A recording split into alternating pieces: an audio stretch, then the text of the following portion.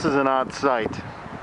Eden's Expressway, one of the more busy expressways in all of Chicago, at about 1 o'clock on a Wednesday. Normally there would be hundreds of cars passing and passing and passing and passing.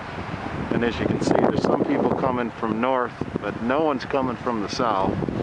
Looks like it's pretty clean, but everybody is staying home. I have never seen this expressway look like this. Even in the middle of the night, there's more traffic that's on there right now.